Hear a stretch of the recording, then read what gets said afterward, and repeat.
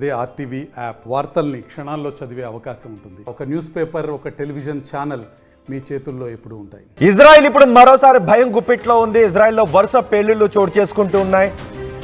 బాట్యామ్ సిటీలో ఆగి ఉన్న 3 బస్సుల్లో వరుస పేలుళ్లు చోటు చేసుకున్నాయి. దీనికి కారణం ఉగ్రవాదులని అనుమానిస్తున్నారు. అలాగే మరో 2 బస్సుల్లో పేలుడు పదార్థాలను గుర్తించి వాటిని తొలగించారు. ఆగి ఉన్న బస్సుల్లో పేలుడు పదార్థాలు అమర్చి వాటిని పేల్చివేయడంతో భారీ శబ్దంతో అక్కడ పేలుళ్లు చోటు చేసుకున్నాయి. దీంతో ఒక్కసారిగా అందరూ భయభ్రాంతులకు గురయ్యారు.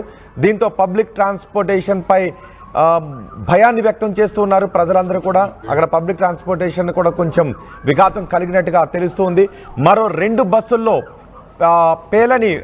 పేలుడు పదార్థాలను స్వాధీనం చేసుకున్నట్టుగా తెలుస్తోంది. అనుమానితుల కోసం ఇప్పటికే భద్రతా సిబ్బంది గాలిస్తున్నారు. అయితే పాలస్తీనా ఉగ్రవాద సంస్థలు ఈ దాడికి పాల్పడి ఉంటారు అనే అనుమానాన్ని వ్యక్తం చేస్తున్నారు. 3 బస్సుల్లో పేలుడు పదార్థాలు అమర్చి వాటిని పేల్చడంతో పెద్ద శబ్దంతో అవి పేలిన దృశ్యాలు కూడా ఇప్పుడు మీరు ఆర్టీవీ స్క్రీన్ పైన చూడొచ్చు. ఇజ్రాయిల్లో ఈ వరుస పేలుళ్లు భయాందోళనకు కారణమవుతున్నాయి. బాట్యామ్ సిటీలో ఈ పేలుళ్లు చోటు చేసుకున్నాయి. అక్కడ బాట్యామ్ సిటీలో ఆగి ఉన్న 3 బస్సుల్లోనూ ఈ పేలుడు ఘటనలు చోటు చేసుకున్నాయి. మరో 2 బస్సుల్లో కూడా పేలుడు పదార్థాలను పెట్టారు. కానీ అవి పేలక ముందే భద్రతా సిబ్బంది బాంబు డిస్పోజల్ స్క్వాడ్ వాటిని తొలగించినట్టుగా నిర్వీర్యం చేసినట్టుగా తెలుస్తోంది. అయితే ఈ పేలుడు పదార్థాలను ఆ బస్సుల్లో ఎవరు అమర్చారు అనే విషయంపై అక్కడ భద్రతా సిబ్బంది ఆరా తీస్తున్నారు, గాలింపు చర్యలు చేపడుతున్నారు. ఇది పాలస్తీనా ఉగ్రవాద సంస్థల పని అయి ఉంటుందని అనుమానాన్ని వ్యక్తం చేస్తున్నారు. మొత్తం సీసీ ఫుటేజ్ను కూడా పరిశీలిస్తున్నారు. పేలుడు సంభవించినప్పుడు అక్కడ ఉన్న దృశ్యాలు కూడా మీరు ఆర్టీవీ స్క్రీన్ పైన చూడొచ్చు. పేలుడు సంభవించినప్పుడు బస్సుల్లో నుంచి పెద్ద శబ్దంతో అవి పేలి అగ్నికీలలు ఎగిసిపడుతున్న దృశ్యాలు కూడా మీరు ఆర్టీవీ స్క్రీన్ పైన చూడొచ్చు. ఒకసారి పేలుడు సంభవించిన సమయంలో అక్కడ ఏం జరిగిందో చూద్దాం.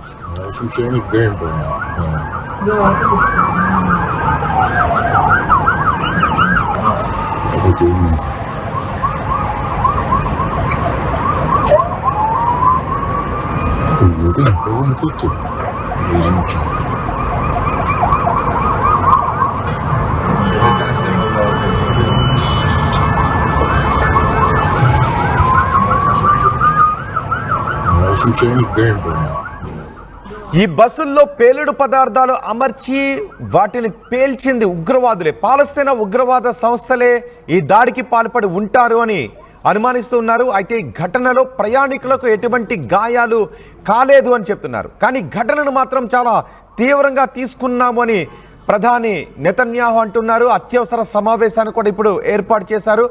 ఇది ఏ ఉగ్రవాద సంస్థ ఈ దాడికి పాల్పడింది, ఇంకెక్కడెక్కడ బాంబులు పెట్టారు అనే విషయంపై పోలీసులు ఆరా తీస్తున్నారు. మొత్తం గాలింపు చర్యలు చేపడుతున్నారు. పాలస్తీనా ఉగ్రవాద సంస్థలే ఈ దాడికి పాల్పడి ఉంటాయి అని భావిస్తున్నారు. ఒకసారి పేలుడు సంభవించిన సమయంలో అక్కడ ఉన్న దృశ్యాలు కూడా మీరు ఆర్టీవీ స్క్రీన్ పైన చూడొచ్చు. పేలుడు సంభవించినప్పుడు పెద్ద శబ్దంతో ఆ బస్సులు పేలిపోవడంతో సాధారణ ప్రజలు చాలా భయాందోళన వ్యక్తం చేస్తున్నారు. ఏ బస్సుల్లో ఇప్పుడు ఎటువంటి పేలుడు పదార్థాలను అమర్చి ఉంటారు, ఏ బస్సుల్లో వెళితే ఎటువంటి పేలుళ్ల బారిన పడతామని అక్కడ ప్రజలు భయాందోళన వ్యక్తం చేస్తున్న నేపథ్యంలో భద్రతా సిబ్బంది కూడా మొత్తం అన్ని బస్సుల్లోనూ తనిఖీలు చేస్తున్నట్టుగా తెలుస్తుంది. పబ్లిక్ ట్రాన్స్పోర్టేషన్కి సంబంధించిన కార్యాలయాల్లోనూ బస్సుల్లోనూ ఇప్పుడు తనిఖీలు చేస్తున్నట్టుగా తెలుస్తుంది. ఈ ఘటనను మాత్రం చాలా సీరియస్గా తీసుకున్నాము అని ఇజ్రాయెల్ చెప్తుంది. పాలస్తీనా ఉగ్రవాద సంస్థలు ఈ దాడికి పాల్పడి ఉంటారు అనే అనుమానాల్ని వ్యక్తం చేస్తున్నారు. ఘటన తర్వాత ప్రజల్లో మాత్రం కొంత భయాందోళన వ్యక్తమవుతుంది. కానీ ఎటువంటి భయాన్ని వ్యక్తం చేయాల్సిన అవసరం లేదు, ఎటువంటి భయం పడాల్సిన అవసరం లేదు. భద్రతా సిబ్బంది కంట్రోల్లోనే ఉంది. ఉగ్రవాదులు కేవలం ఆగి ఉన్న బస్సుల్లో మాత్రమే ఈ పేలుడు పదార్థాలను పెట్టారు. ఉగ్రవాదులు బాంబులు పెట్టడానికి ఆస్కారం లేని విధంగా భద్రతా చర్యలు చేపట్టాం. కానీ ఆగి ఉన్న బస్సుల్లో ఈ ఉగ్రవాదులు ఈ బాంబులు పెట్టి ప్రజల్లో అభద్రతా భావాన్ని క్రియేట్ చేయడానికి ఈ విధమైన ఘటనలకు పాల్పడ్డారు అని ఇజ్రాయెల్ అధికారులు చెప్తూ ఉన్నారు.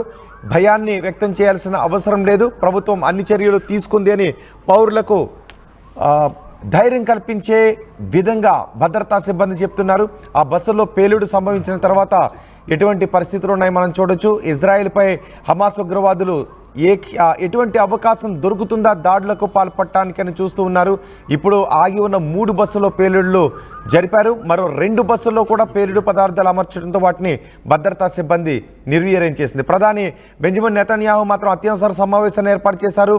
ఈ చర్యలను తీవ్రంగా ఖండిస్తున్నాము, కారకులు అయిన వారిని ఎట్టి పరిస్థితుల్లోనూ వదిలేది లేదు అని నెతన్యాహు హెచ్చరికలు జారీ చేశారు.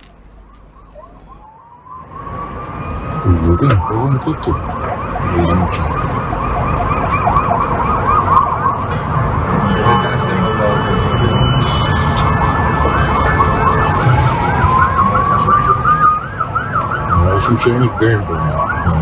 Да, Это именно. మరిన్ని వీడియోస్ కోసం ఛానల్ ని సబ్స్క్రైబ్ చేయండి. లేటెస్ట్ అప్డేట్స్ కోసం వాట్సాప్ ఛానల్ ని ఫాలో చేయండి. అండ్ లింక్ డిస్క్రిప్షన్ లో ఉంది.